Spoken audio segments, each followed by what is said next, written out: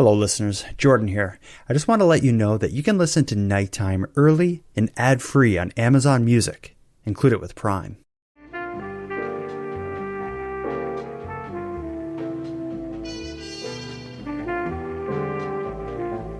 You are listening to the Nighttime Podcast.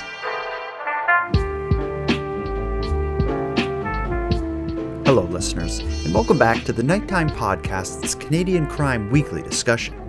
If you're new here, my name is Jordan Bonaparte, and in this series, Canadian Crime Weekly, I'm joined by defense lawyer and legal analyst Adam Rodgers, as well as investigative journalist Paul Palango, to unpack the week's news related to Canadian crime and justice. During this week's episode, which was recorded on June 9th of 2024, we discuss the trial and the sentencing decision of convicted killer Ibrahim Ali. From the restrictive publication ban on the 13-year-old victim's identity, to the sudden death of an expert witness, and through to Ali disrespectfully plugging his ears during the victim impact statements, this trial has been a roller coaster, and unsurprisingly, it left a profound effect on the people of British Columbia. So let's not waste any time here. This is what happened in Canadian crime last week. A painful chapter has come to an end for the family of a 13-year-old Burnaby girl who was raped and murdered in Central Park. The man who committed the heinous crimes, Ibrahim Ali, was sentenced to life in prison. The victim's father told the court how his life was destroyed by grief and regret. And during the heart-wrenching statement, the killer made another final gesture of disrespect and a warning some of the content is disturbing. Mr. Adam Rodgers and the return of Mr. Paul Palango. I'm excited to have you both here tonight. I think we should offer Palango the floor. He's somewhere bright and sunny by the looks of his background. What's up with you, Paul Palango? While I was writing the book, Sharon was demanding that we get to go away somewhere. And then we went to visit our grandchildren in Rarotonga in the Cook Islands. And I'm wearing a shirt that my wife would not allow me to wear in Canada. For people who are listening, they're not catching the video. Adam, how would you describe this shirt? Oh, wow, where do you start? All right, so purple, blue, green. It looks like you're in like the Fantasia forest from Disney Fantasia. It also looks like one of those, do you know what I mean by like the magic eye puzzles where if you stare at them long enough, all of a sudden like a 3D image appears? Oh yeah, actually I see something there. And despite all the distance between us, thanks to the miracle of Elon Musk's Starlink, we're able to all be together here tonight to talk about the week in Canadian crime, specifically one case that seemed to have nationally gathered a lot of attention despite a pretty restrictive publication ban. We're going to be talking about the case of Ibrahim Ali. The case involves the murder of a 13-year-old Burnaby, BC girl that a publication ban is preventing her name from being discussed. I think a lot of people listening, this story may be new to them, but when we go through the details of this trial, there are so many twists and turns and shocking moments and just surprising developments. So I'll start with the beginning here. So it begins on July 18th, 2017. A 13-year-old girl in Burnaby leaves her home at about 6 p.m. to run to a nearby Tim Hortons. However, when she doesn't return, it's clear to her family something's wrong. They report her missing that evening, I believe around 11 o'clock, about 4 hours after she left. The police, for whatever reason, seem to take this exceptionally serious. Like when you hear often of a missing persons case, there's this part of the story where they're trying to get the police to take them seriously and do something. In this case, she's only been missing about 4 hours, and the police have already done they've pinged her phone to find out where she was, and her phone pinged to a nearby park, a forested area called Central Park, which I believe borders Burnaby and Vancouver. At about 1 a.m. that night, so just a couple hours after she went missing, the police search the park and find the 13-year-old girl's deceased body, partially clothed. As far as the search for her, open and shut in terms of one little bit of investigation, the ping of the cell phone leads them directly to her. I just wanted to see if you have anything to say about this, Palango. This is the they call it the IHIT, which is like the homicide team for the RCMP. This strikes me as a case where they just right from the very beginning at least got the search for her right. When we're talking about cases in Western Canada that involve searches for missing people, you very rarely hear of them solving it or whatever, not solving it, but like finding them within a 2-hour period. Anything to say about this part of the story? Well, IHIT is an integrated team between Vancouver Police and the RCMP. Okay. So it's not just the RCMP. Oh, it is. Okay. So won't give them fact, credit. if you depended only on the RCMP there, I mean, they're so understaffed that, we can do a whole show again on the latest stories about understaffing there. Mm-hmm. No, they found the body. They eventually used forensic techniques to track down the killer or the alleged killer and brought him to justice. Yeah. I mean, that's the simple story. Yeah, the search is pretty incredible. They say this is the largest and most expensive investigation that the integrated homicide team has ever conducted. When they found the 13-year-old girl deceased, the news that followed and the search for the killer that followed was big news. The police even did a press conference giving not like information or any kind of tips on who this person may be. They were giving general, like almost behavioral analysis of what the killer may be doing. And if anyone saw anyone that, maybe was exhibiting some of these, symptoms or behaviors, to contact the police. I'm going to play you some news reporting on the search for the killer responsible in this case. Like similar cases, DNA collection was critical. They would have started out by securing the scene and securing the human remains and then analyzing just about everything. Also key, surveillance video. This one showed only hours before her death. Investigators went further, seeking video from the public and media outlets. Could the suspect have been a face in the crowd at her memorial? I can say we've received tips, but the nature of those tips, I can't speak to those. Another piece of the puzzle, the suspect profile. Police said the person might have unexpectedly moved, avoided the area, withdrawn from social activities, or missed work. They may have been suicidal, monitored media coverage, or changed drug and alcohol use. These are compiled by very capable and experienced criminal profilers of the RCMP. We don't put these up just for no reason. Geographic profiling also part of the equation. Usually point to the probability that the person lives close to the scene of the crime. For now, much of the evidence is being withheld in order to protect the case. I played that because I thought it was interesting to hear the kind of behavioral profile of a killer. And I think they had so little to go on that they felt it appropriate to put this out. I wonder, Jordan, how many people, loved ones, roommates, neighbors, decided, you know what, Jim started drinking a lot lately, or boy, Fred seems to have moved, and just called the police to say, this guy seems unusual. And now all these, people are on a list somewhere, and, wrong, right? But like, all right, this is a suspicious kind of a person now. Yeah, it was generally like they were describing just like a generic suspicious behaving person. But like you said, there was probably a ton of tips, a ton of calls in, but maybe that's what justified. I believe at one point they had 200 officers working this case. So there must have been, thousands of tips if they're going to put that kind of manpower. But the way they actually lead back to who they believe to be the guy who killed the 13-year-old girl that we'll be talking about, Ibrahim Ali, has become a very controversial technique that they use.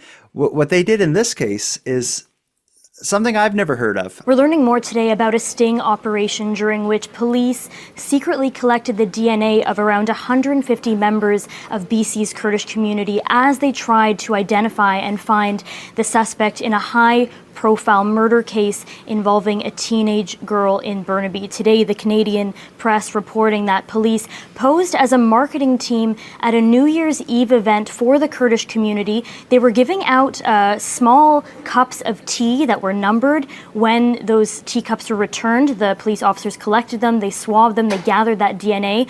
Canadian press also reporting that $5 Tim Hortons gift cards were given out to people at the event so that they would provide their personal information, their names, their contact information.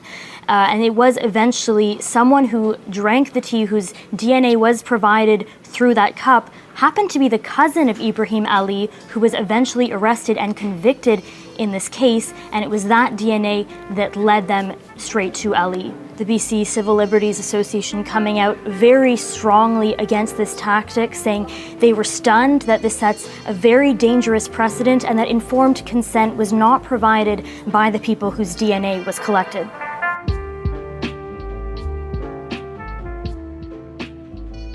So in this case, when they find her partially clothed body, the police don't reveal to the public that they did receive evidence in the form of DNA found in semen inside the 13-year-old girl. They had a DNA profile that didn't lead to anyone, so they needed to trace it back to someone. They could tell enough from the DNA profile that it was likely someone of Kurdish origin. That led them to a kind of a convention that would be frequented by people with that ethnicity, and they gave out samples of tea in numbered cups so they could keep track of which cup went to who, and they also offered people a Tim Hortons gift certificate if they filled out this little form, in exchange for sampling the tea. So then they were able to get all these different DNA profiles of people with that ethnic origin. They'd have their name and address from the Tim Hortons gift card thing that they filled out. And eventually they found someone whose DNA profile shown that they would have been a relative of the person whose DNA was, or whose semen was inside the deceased girl. And that is how they tracked her down. I think, like, for one, as far as police work, aside from the ethics of all that, I think that's pretty incredible that they could pull that off. But I do get that there's an ethical component that not everyone's going to agree with.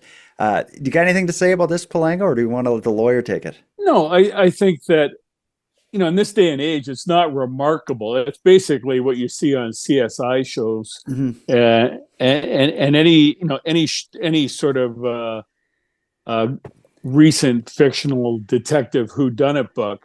I mean, all the techniques are known. For an individual, the problem is, you're complaining. We talked about this previously.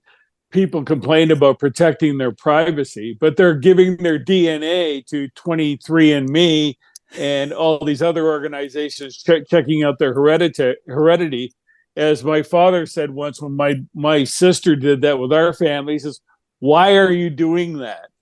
He said, "It doesn't make sense. You shouldn't be doing that." So, you're giving up your privacy now and forever, and that of the rest of your families. But, that door has been open a long time. That horse is long gone. Yeah. So you're going to have to live with that. My just one side story here. My mom did that 23andMe thing. I don't know if it was 23andMe, but it was one of those DNA things where it would tell you, like, you're 25% this and 10% that. When hers came back, it indicated how many siblings she had or something, and there was a larger number than she actually had. And she found out, as a result of doing the DNA test, she found out about 2 sisters she had no idea that she had. Same thing happened with ours. Weird. It turned out my grandfather had a whole other sort of secret family in the United States. It's like, wow. It just, that all came up. And in this case, though, the difference here is that these people weren't applying for DNA results or anything. They were just taking a sip of tea and putting the numbered cup in the garbage, which is and they weren't charged. Nothing happened, and all their records are likely, hopefully, destroyed. And it was used for investigative purposes, and it would have no other use, supposedly, under the law. And it worked. The problem in this case, and Adam can comment on it right now. The problem is that the killing was done in such a frenzied manner, and was brutal. The assault was brutal, and the police had to worry that this person was going to strike again. I mean, so it's a trade-off. But, in this case, it's a good trade-off if all the rules are followed and all the DNA samples are destroyed afterwards. What about the legal side of this, Adam? What do you got to say about this technique? I think the last part that you say, like, as long as it is confined to this very serious investigation and the data is destroyed, then it's a lot easier to justify. There's a fundamental question to this is, is our DNA, is is our DNA private information or not, right? I mean, a person gives away a lot of data and a lot of information about themselves freely, but presumably you make that choice. For DNA to be collected, there needs to be, a court order. And it's only on very serious offenses where a person's been convicted, where there's, in addition, ancillary orders like weapons bans and DNA collection. And so it's not treated by the law, certainly, as a routine thing.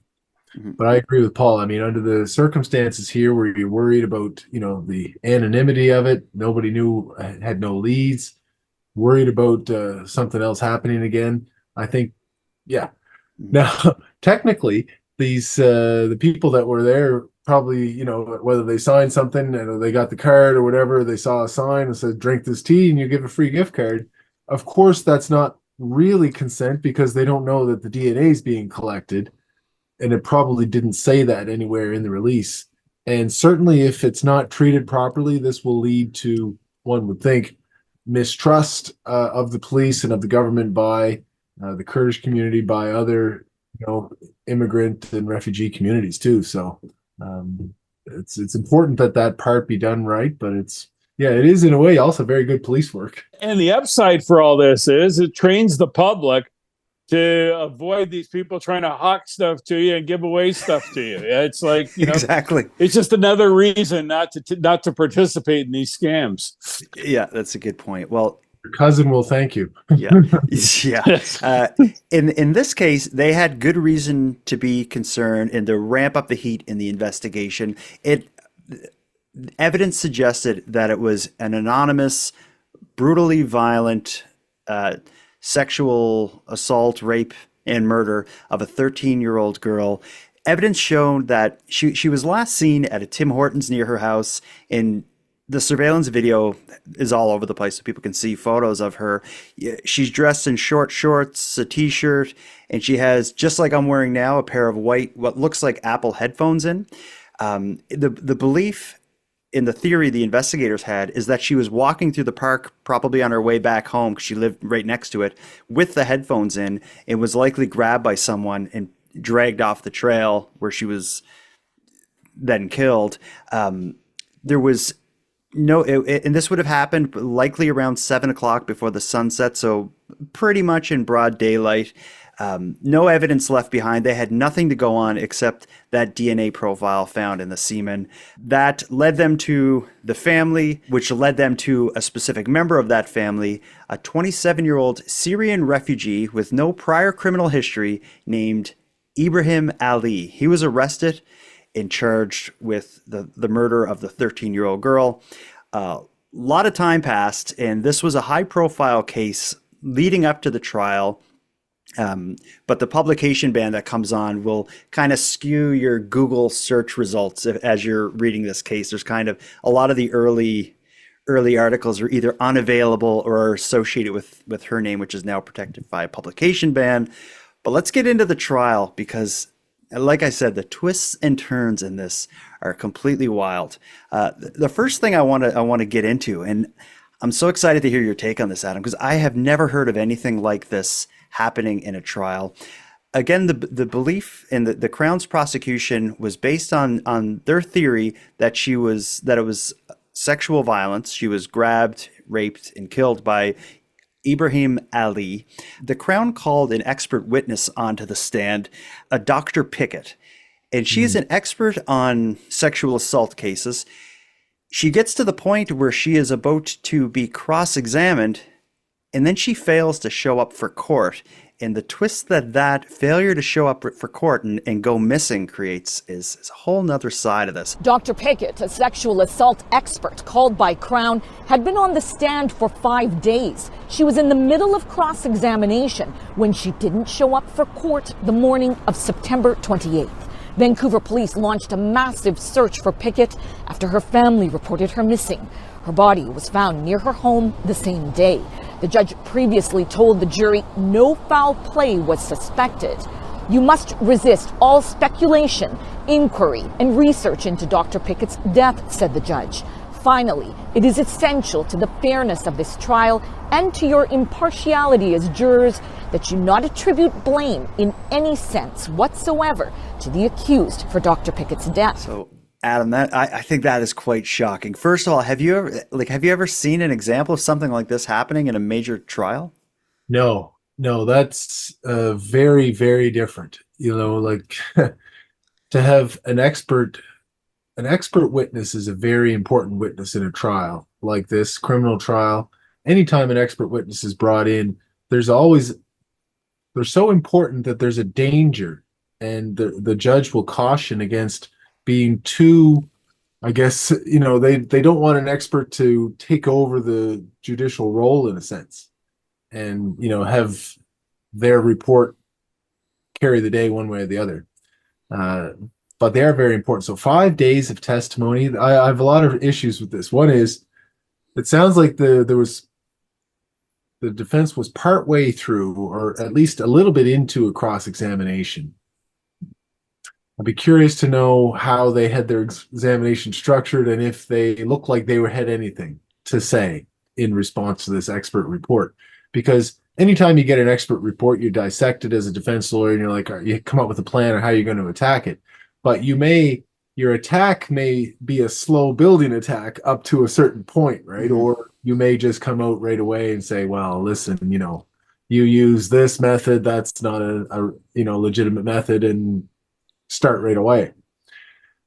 But my other issue is that it's impossible for a jury to disregard 5 days of testimony. That's a long time to be with an expert who is, guiding you along this new to them, no doubt, area of science and area of psychology, an area of everything that she's going to be talking about. And they're probably fascinated by it. So for them to try to forget that, I think the judge should have either declared a mistrial and they start over with a different expert, or allow the testimony, but then, give defense extra time, or ensure that there is another expert that's brought in.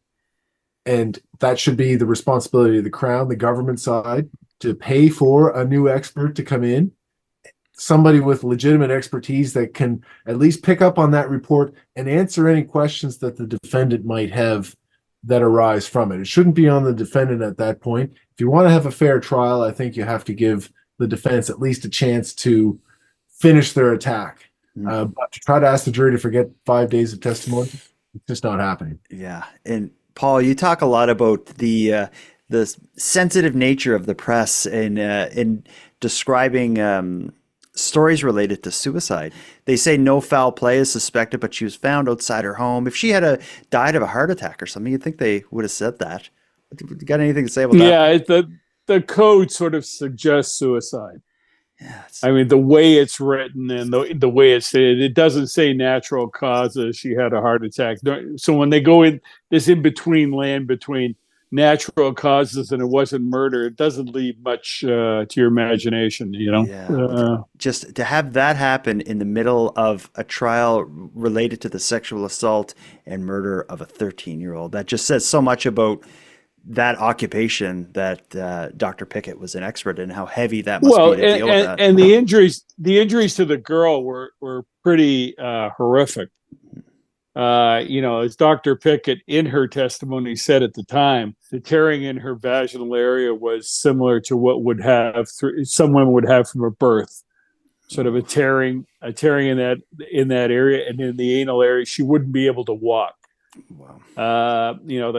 So it strongly suggests this was not something consensual, as the defendant would say at later. Mm-hmm. That this was consensual. No, it's quite clear it wasn't. Yeah, and we get a sense from what we've heard so far of the Crown's side of the story that it was a random sexual assault against a 13-year-old girl.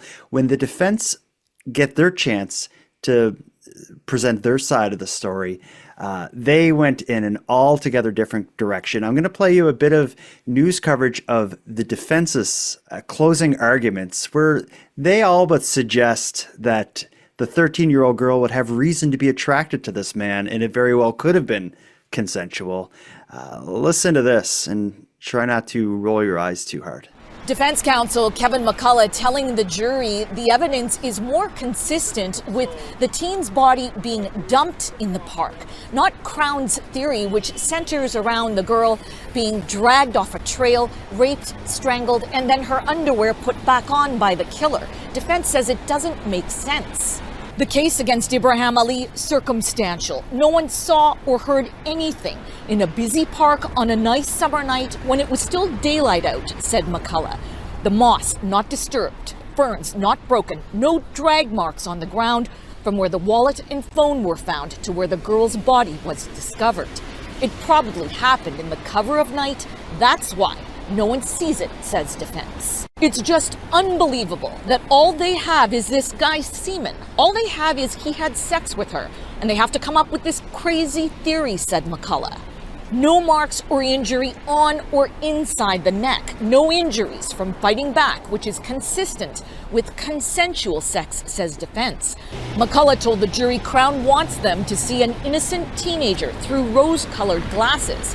But it's not outlandish to suggest she may have found Ali attractive. A forensic pathologist testified he could not say whether the sex was willing or not. Defense urging the jury to critically analyze the evidence from the police investigation, the biggest and most expensive in iHit's history. Why didn't they test every swab of DNA, he said. The teen's underwear, never tested either. McCullough pointing out the other DNA the lab couldn't identify. Defense also bringing up inconsistencies in witness testimony, including the evidence of the teen's mother.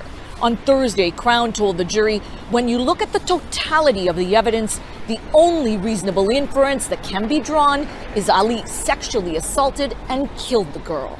Proof beyond a reasonable doubt. That is the test. The onus is on the Crown to prove its case. Ali doesn't have to prove anything. He has pleaded not guilty to first-degree murder. So, Adam, you're a defense lawyer. I don't know if you've ever taken on a case like this, but I get that a defense lawyer needs to present a defense. I think I just couldn't imagine doing it in a case like this where I would need to argue that the 13-year-old girl could potentially be attracted to this man. There's something about that. Just maybe I'm biased by the tone of that news article, but could you talk about the defense's take on the evidence in this case? Well, as a defense lawyer, you would have to have some sort of theory that matches the evidence that is rock solid and that favors your client when it comes to the evidence that you think there's some doubt. And so you have to come up with something that fits a narrative that fits that, if you're going to try to, have a good argument. There's some problems with the argument aside from, people are going to be bothered by that, by the how dare you say that? I get a lot of clients that, when the Crown makes their closing submissions or their arguments on a case, they're like, how could they possibly say that? I'm like, well, what did you think they were going to say? Like, they're on the other side. They have a different take on this. This is why we're at trial, is because there's two different possible takes on this, and the judge makes the decision. Well, all right. So if you've got the DNA issue, then you're not going to be able to argue that no sex took place. So then you're stuck with, well, if you're trying to defend the guy, it must have been consensual. And then something else happened. So then you try, it's not very persuasive, of course, but you say, well, they didn't test this other DNA. Well, of course, if they did test it, they would have found it was his, but didn't test it. Oh my God. Or there's some other unknowns, or there's a few witnesses that didn't get things straight. All right. So you you pick away at that and you hope for the best. But I mean, it didn't make any sense. I saw on CBC, there was a drawing, a sketch of the courtroom, and the defendant was wearing headphones. Like, he needed a translation. So maybe he didn't speak English. She's wearing earbuds. I mean, that's not a situation where one person can't hear, the other person can't speak English. They're not going to all of a sudden have this romantic encounter. Like, it just doesn't make any sense, right? But you can't threaten a lawyer and try to get them disbarred because they come up with an argument for their client. That's the criminal process. The basics are the girl was 13. He was 27. At the bottom line, it's rape. even if there is no consensual relationship. I mean, that's desperately pulling at straws. And the fact is that a guy like him, he's at that age 27. What has he done before? I mean, 27 is sort of the key age. If you study serial killers, that's when they sort of take off and really begin. There's some begin younger, so a few might begin a little older, but 27 is sort of the mean age at which serial killers become really violent and really start to hone and perfect their killing. But it is said that he doesn't have a criminal record, but he is a Syrian refugee, and this case has led to a lot of criticism about Canada's immigration practices and what kind of background checks are being done to people who are coming in. And yeah, I don't know. I find it hard to believe that someone's first crime is the brutal rape and murder of a 13-year-old girl at random. Like I have a hard time buying that, but yeah. His ability to communicate and give instructions, because the strength of the evidence against him, expert report, DNA, no plausible defense, that was a case screaming out for a plea bargain. And I suspect there were questions about his lawyers taking instructions and making that, convincing him that was in his best interest to do. I wonder about that part. But that said, I'm surprised they didn't go for the not criminally responsible defense. If DNA puts him there, he did it. We get that. Rather than saying it was maybe consensual, you'd think you'd have an easier time arguing that he was not criminally responsible due to mental defect in this case. Yeah, well, the only mental defect is not being able to speak English. That's not going to quite get you there. It's a good point. Whatever happened, her father, the victim's father. Now, this is another kind of, one major development and shocking twist in the story was the death of, maybe suicide, of the sexual assault expert that the Crown had called. Another major, I think, shocking event happens during the trial. After the Crown and the defense are finished with their closing statements, on the day that a verdict is going to be read, the victim's father is arrested. And the circumstances of this arrest are pretty wild. Let's get into this aspect of the case. Heavy security inside the courthouse today, a metal detector and armed police and armed sheriffs. The proceedings in a high security courtroom for the first time since the trial began back in the spring. Early this morning, before the start of a media court challenge, which is subject to a publication ban, Global News learned the teen's father had been arrested and released with conditions. He's not supposed to have any contact with counsel for the accused, and he must stay away from the BC Supreme Court. Now, Vancouver police will only say one man has been arrested and released pending further investigation. No charges have been laid. On Monday, though, VPD did tell us that they were investigating an allegation that a gun was brought into the courthouse. No other details were provided. But in a sworn affidavit, Ibrahim Ali's lawyer, Kevin McCullough, said police told him a Glock firearm was brought into the courtroom last Friday and there was, quote, an intention to kill. That was the day a jury found Ibrahim guilty of first-degree murder.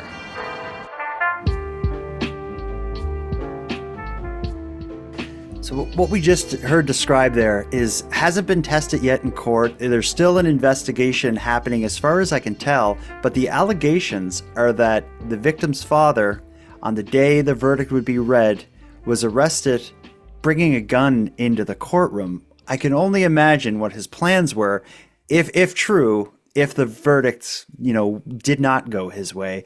Adam, I think you're probably the most informed on courtroom procedures.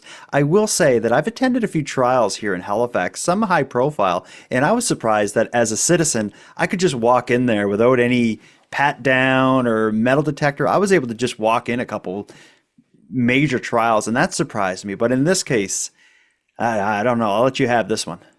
That's shocking that there would be an ability to get in. Now, maybe he only got to the metal detector and then was caught, but it sounded like he was in the courtroom. It sounded like he was ready, if the verdict went the wrong way, to shoot the defense lawyer. And I saw a report that suggested there was more than one gun. It's incredible. Like, even for regular plea day in Port Hawkesbury and Antigonish provincial courts, you have to go through a metal detector, except for the lawyers. The lawyers don't have to, but everybody else goes through the metal detector. It's now quite routine. But it used to be that if there was any hint of, animosity, that they'd drag out the the detection machine. So I'm shocked that there wouldn't be a metal detector at this trial. Okay. And in this case, it said that the story is that the father was arrested and released on conditions. Like, is there anything in that clip that you heard that would indicate what the next steps could be or where this is at? So I'm seeing different things in it. It's not clear whether he's actually been charged. It seemed like kind of an open and shut case, right? If you bring a gun into a courtroom, that's it. And there seemed to be video evidence. And if they it seemed like they caught him red-handed. Maybe they didn't, but it sounded like they did. And so he's out. He's allowed now to attend by telephone, which the lawyers weren't crazy about either, but that seems like it would take care of it. He's getting translation. He's getting live translation into Mandarin. All right. So he's in an ethnic community as well and not speaking English. So you wonder whether that sort of if there's an honor killing culture or something else that we're not sure about on that side of things. But that was very disturbing. A couple of times, I've heard about, lawyers trying to get attacked or somebody going after a judge, but that's extremely rare. Yeah, but it's never. Yeah, but you yourself work in the same position as likely the person that would have been threatened by having this gun here. You're a justice system participant as a defense lawyer. Not everyone will agree with what you do, but threats against any part of that system is a threat against the entire system. Like, given your job as a defense lawyer, do you worry about your safety? Like, is that a concern? No, I don't. Right? See, and I've been in heated situations, done cross-examinations, made people's mothers cry. Like, it's some terrible things, right? In a sense, if you're on the other side of it, but you come out and you either don't talk to the people at all, or a little nod, or it's always been respectful enough that I've never felt in danger. And there's been some tense situations. Mm-hmm. People seem to know that that's not how you behave, right? Like, it's part of not the game, but that's the system, and there's going to be a lawyer on either side, and that's just it, right? This is way out offside. Yeah. In this case, the verdict does go the father's way. Ibrahim Ali is convicted. Here's another, I'm forgetting all about this, another twist in the case. Not so much a twist, but just an utterly disgusting act of disrespect for the victim, their family, and the justice system is the way Ibrahim Ali handles his conviction, his sentencing, and most of all, the victim impact statements. On Friday, Ibrahim Ali was handed the harshest sentence in Canada, life in prison without the chance of parole for 25 years. It was an emotional day in the courtroom for the sentencing of Ibrahim Ali. We heard 7 impact statements from friends and family. The father's statement was last, a video recording over 45 minutes long, where he began by recalling the moments he first held his daughter in the hospital, to ultimately reiterating just how deeply he feels he failed to protect his daughter. Ali, who appeared via video link during sentencing, could be seen putting down the phone in his cell while listening to an interpreter and putting his fingers in his ears, seemingly tuning out the impact statements.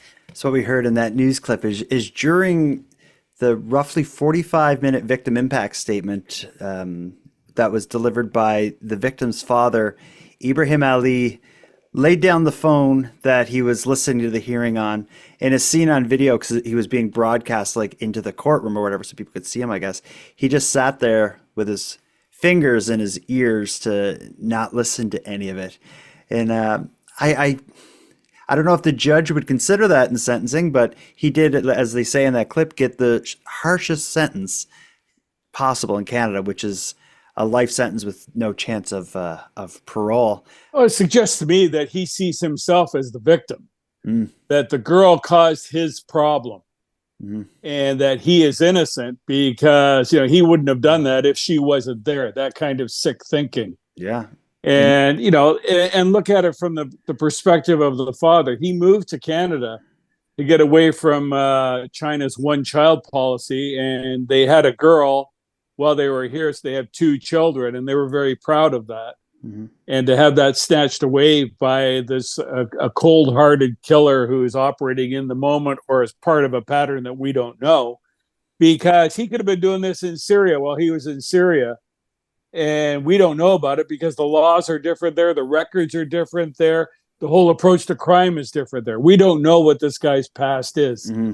To say he has no record doesn't mean he wasn't a killer. Yeah. And he is also, we didn't really get into this, is he has made public statements, Ibrahim Ali, saying like, I didn't do this. This trial is unfair. And he says, I was not even in the park that night, despite his DNA being found. So he's kind of like, it's crazy. But Adam, you've had a lot of experience with victim impact statements and their role in a trial, which I think the role of a victim impact statement in a trial is kind of controversial as it is anyway. But to stick your fingers in your ears, why don't you talk all about this?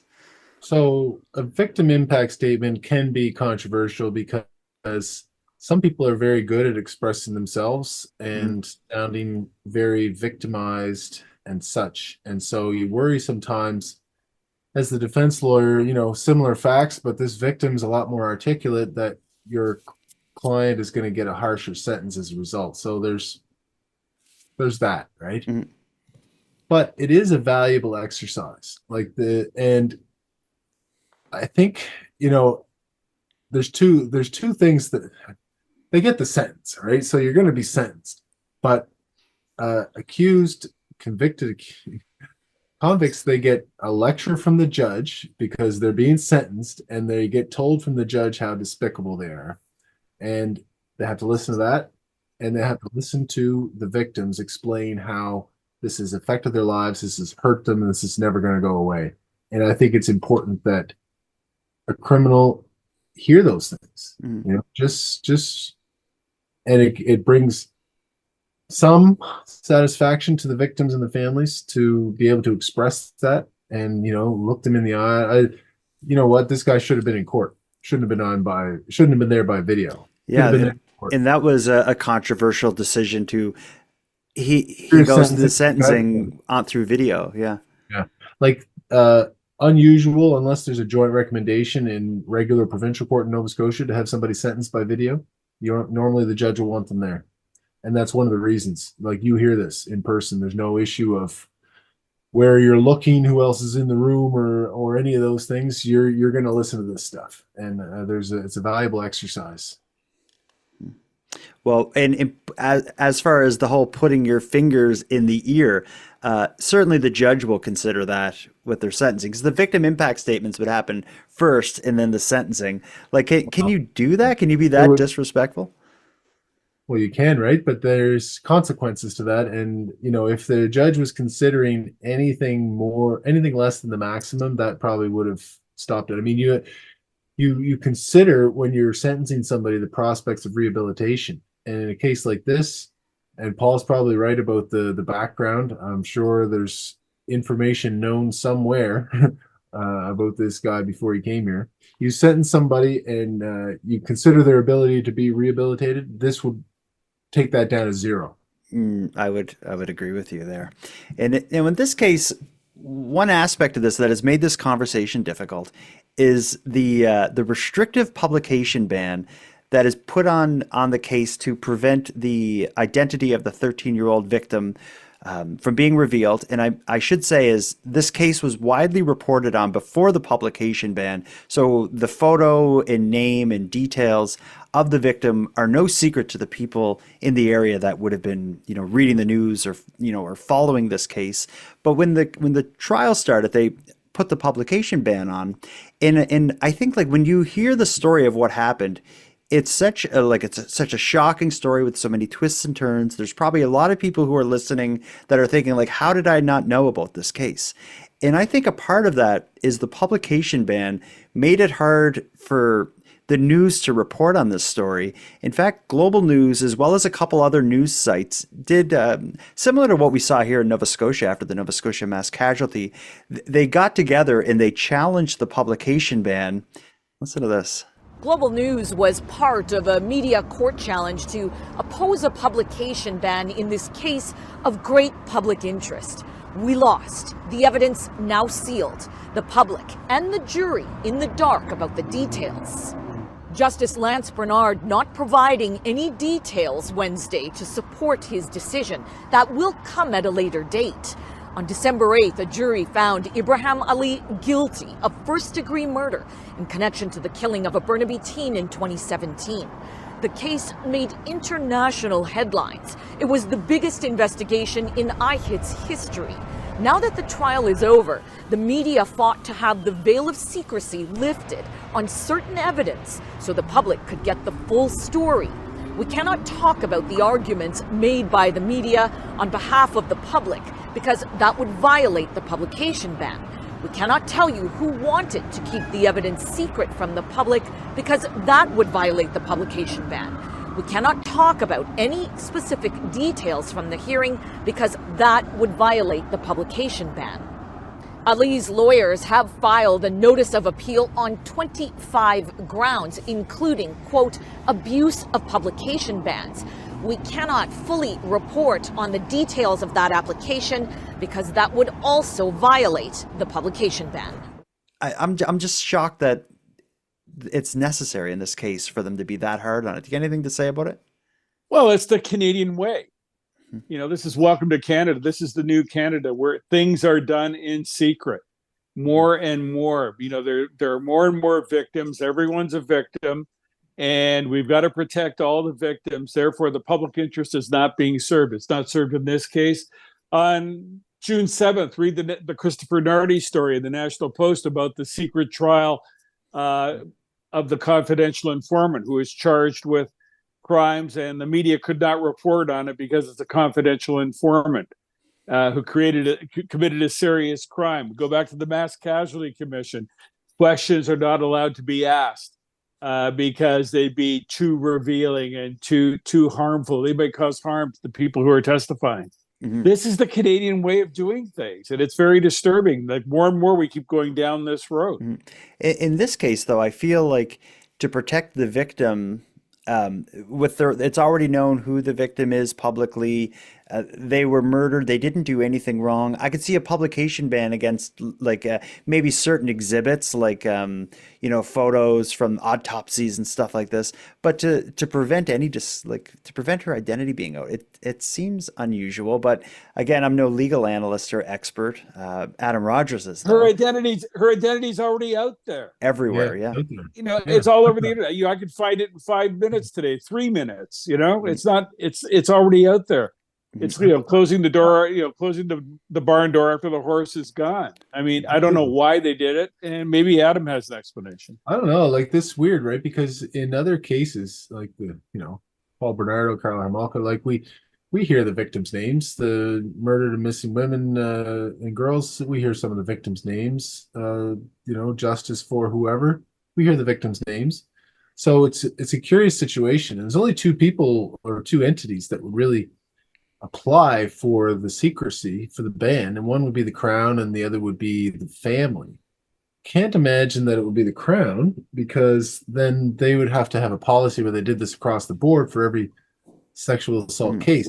Sexual assault cases are often have subject to publication bans because the victim's living, right? And so even the perpetrator has their name covered up because that would tend to reveal the victim.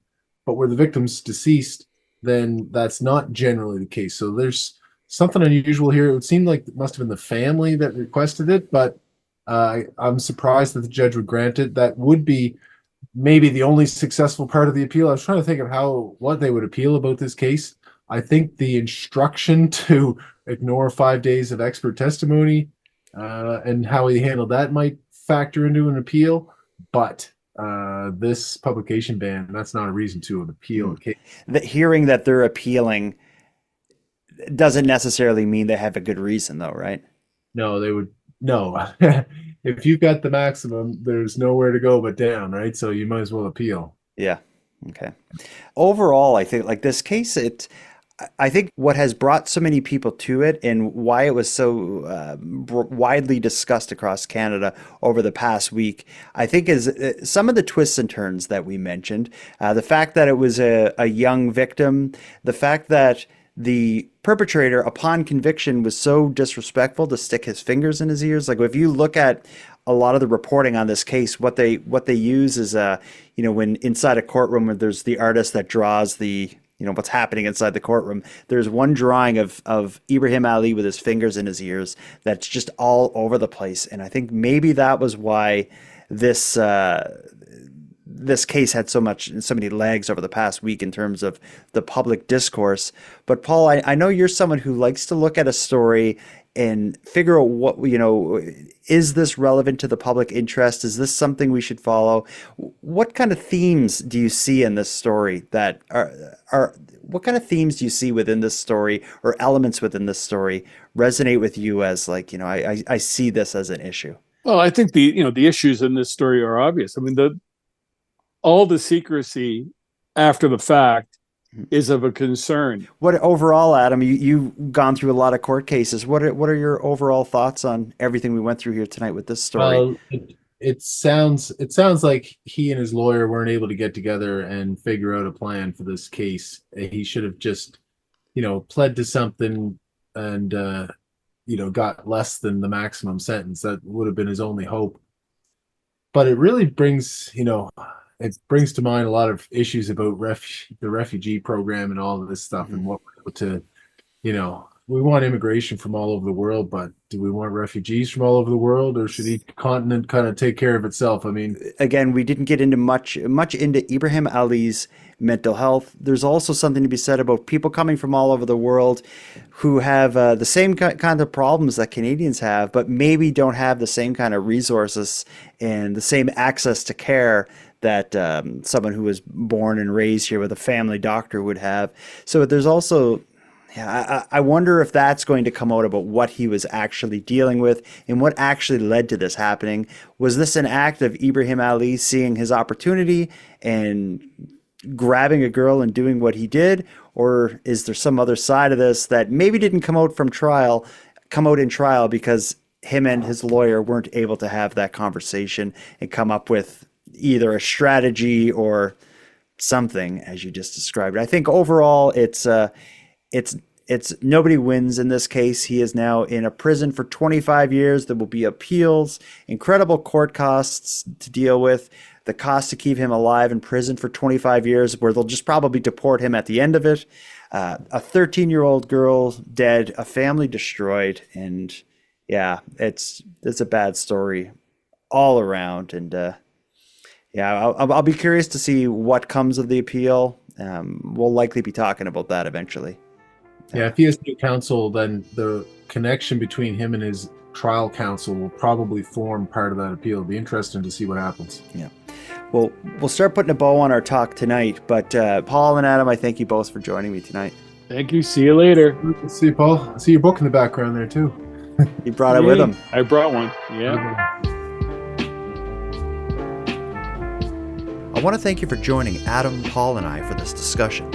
My goal with this series is both to highlight the stories that I felt were most interesting, but most importantly, I also want to provide a platform for listeners to get involved in this conversation. If you have any thoughts or opinions on what we've discussed here, please go to nighttimepodcast.com/contact and send us a voice message that we can respond to in next week's episode. We all look forward to hearing from you. Now, I'm going to wrap up this episode, but before I do, let me end with some thanks. First, a big thanks to Paul and Adam for sharing another evening with me and with you, the listeners of the show. I'd like to thank LJ from the Dystopian Simulation podcast, who provides the intro and outro voiceovers, and Monty Datta, who contributes the music for this series. And then lastly, but most importantly, a massive thank you goes out to each and every one of you listening, as without your interest and your support, this show would be as pointless as it would be impossible. And since I'm on the topic of support, let me thank the newest subscribers to the Nighttime Podcast Premium feed. David, Cheyenne, and Carly, thank you for going premium. And for anyone else who'd like to support the show, you can help us out here in a variety of ways. First of all, a premium feed subscription costs just a couple dollars a month, and that money funds the creation of new episodes. But that premium feed will also give you those episodes 2 days early, get them to you ad-free, and give you access to a full back catalog of episodes. If that sounds like something you're interested in, you can go premium at patreon.com/nighttimepodcast. And even if you don't want to go premium, you can still help the show grow by sharing this episode on social media and letting all your like-minded friends know why they should listen. Your support is very much appreciated. So now to close this all off, let me remind you to take care of each other, hug your loved ones tight, and let me know if you see anything weird. The Nighttime Podcast is written, hosted, and produced by Jordan Bonaparte.